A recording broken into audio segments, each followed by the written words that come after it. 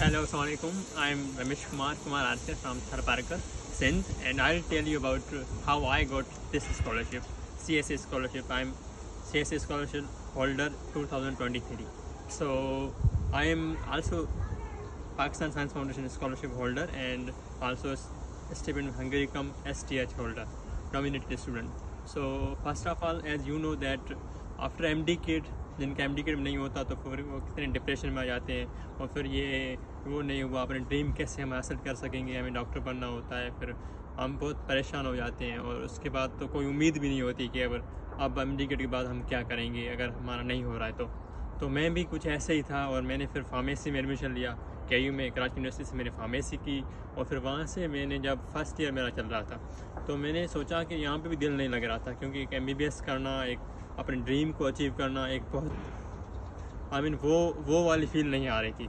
तो मैंने ना वहाँ पे HEC की वेबसाइट पे विज़िट की तो वहाँ पे लिखा था कि हाउ यू CSA स्कॉलरशिप आप कैसे हासिल कर सकते हो, तो उसमें बिल्कुल गाइडलाइन दी हुई थी और HEC की वीडियोज़ भी अपलोड किए हुए थे। तो मैंने वहाँ पे वेबसाइट पे गया और फिर वहाँ पे वेबसाइट पे मैंने वहाँ पे जो दिसंबर में इसकी एडमिशन आ जाती है, आपको क्या करना सिंपल दिसंबर से जनवरी तक इसका एडमिशन आता है और उसमें से आपको पहले फॉर्म फिल करना होता है और उसमें से HEC की वेबसाइट पे फॉर्म करना होता है और फिर वहाँ से आपको ना 3 चॉइस रखनी पड़ती है यूनिवर्सिटीज़ की।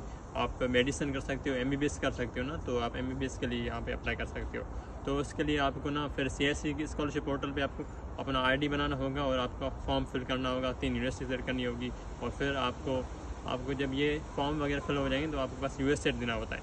ठीक है, US सेट मोस्ट इंपॉर्टेंट चीज़ होती है क्योंकि आपको अगर HEC का टेस्ट पास करना होता है इस स्कॉलरशिप के लिए और उसमें से आपके पास क्या होता है कि US सेट में ना एक वर्बल टेस्ट होता है और एक दूसरा नॉन वर्बल टेस्ट होता है, 2 पार्ट होते हैं और एक में ऐसे होता है।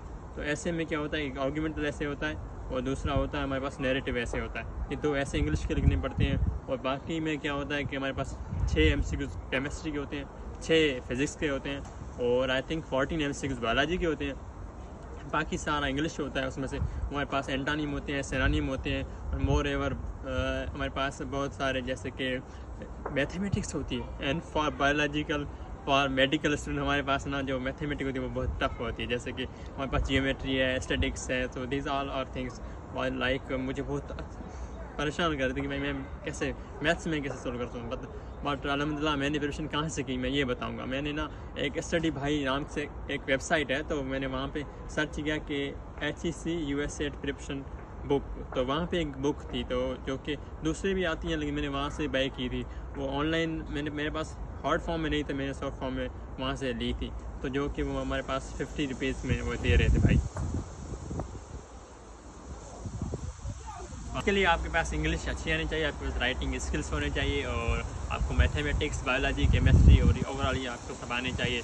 एंड मोर मुझे तो ये लगता है कि जिस तरह मैथमेटिक्स में सारा प्रिपरेशन हो जाता है अगर आप वहाँ पे जो HEC US सेट नाम के जो हमारे पास बुक होती है ना, डोगस बुक होती है, वो आपको इंटरनेट भी ऑनलाइन मिल सकती है और वहाँ पे आई थिंक पे करना होता है। तो फिर मैंने तो वो ली थी, आप देखना। और US सेट का जो मिला हुआ है HEC की तरफ से सारा मिला हुआ है कि आपके कौन से MCQs आएंगे, कौन सा सब्जेक्ट दिए हुए हैं, तो वो सारे आप वहाँ से प्रिपरेशन कर सकते हो और सिलेबस दिया हुआ है आप वहाँ से देख सकते हो HEC के वेबसाइट पे। ठीक है, एंड मोर ओवर आप अगर प्रिपरेशन कर रहे हो तो आपके लिए बहुत अच्छा है और यहाँ पे आप MBBS अपने ड्रीम हासिल कर सकते हो।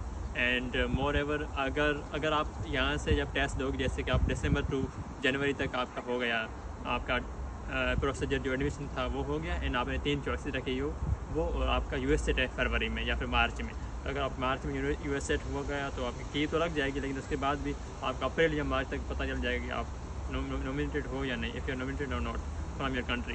सो आफ्टर ऑल दैट उसके बाद ना आपको यूनिवर्सिटी कॉन्टेक्ट करेगी।